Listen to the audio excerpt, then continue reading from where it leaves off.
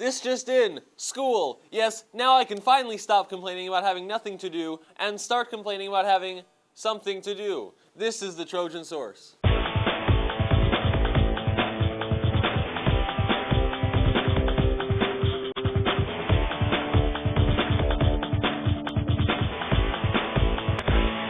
Good morning, Paradise Valley, and welcome to the Trojan Source. For those of you that don't know, my name is Colin and I've made it my duty to bring back thought to this campus.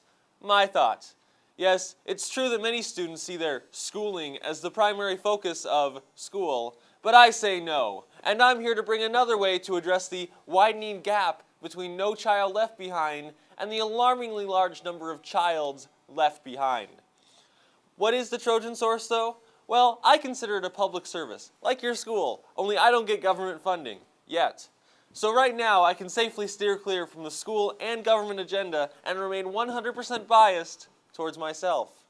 But times are changing, and now it's harder than ever to find a source of reliable information in a world filled with media, pundits, and Kanye West. It's practically impossible. So, as students, who should we trust to tell us how to use our freedoms? President Obama? I'm here because I want to talk with you about your education and what's expected of all of you in this new school year. Responsibility and respect.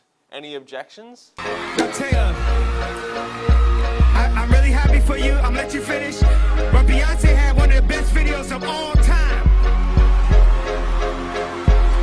Well, he does seem to have a certain sense of command. In fact, I don't think following any of Obama's steps will get you to where he is today.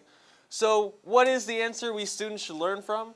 Well, Obama says that every student should band together to take personal responsibility. Now, I know the idea of uniting individually sounds like an oxymoron, but after everyone meets at the same educational standards, it'll be much more like an oxy-achiever. And what out there can we look to give us guidance on heated political issues of the individual? Well, look no further than the debate of healthcare.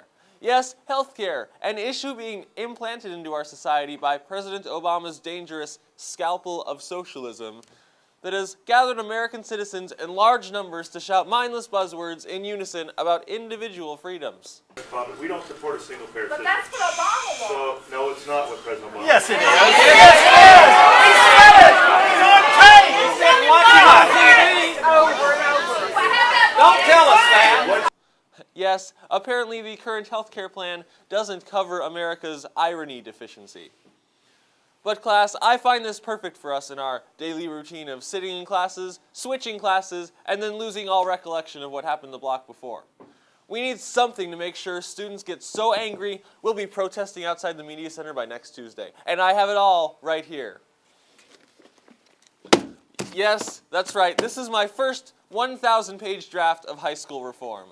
Now, yes, it is 1,000 pages, and even I don't know what most of it says, because after page 7, I simply set a rock on my keyboard and told it to remember small business interests. But I'm pretty sure it correlates well with the current debates. I mean, look, it has everything from Obama's feared death panels for seniors, it's called college admissions, to government-admitted foods, curriculums, and graduation requirements.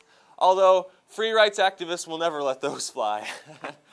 But the best part about this new public option is that it doesn't make every individual student responsible for his own education. No, it makes every student responsible for everyone else's own education.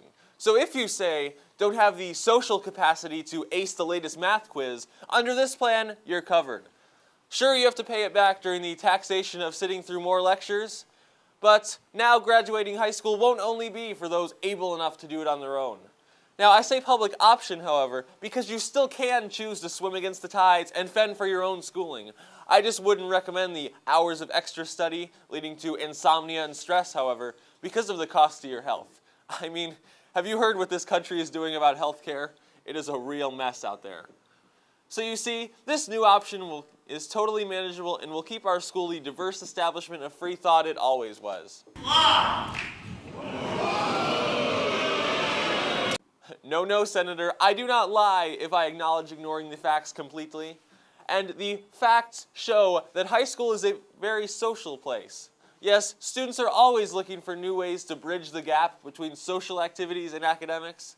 And this will do it in a way that will almost eliminate the boring academic aspect entirely. In fact, this would not be stifling democracy, but if anything, fulfilling the very definition of the wants of the people. So, critics of public academic care, I dare ask you to argue with democracy and freedom itself and realize the true definition of e pluribus unum, or out of many, one. Because without all of us taking responsibility to bring our country to a common academic level, we may as well be out of many, none. And as for the repercussions of everyone on a standardized level, well, for our deficit we have our children's children, and for us, we have college admissions. Coming up, science students test Einstein's theory of relativity firsthand in their relative boredom to their 6.5-hour lecture. For the Trojan Source, I'm Colin Carter. See you next week.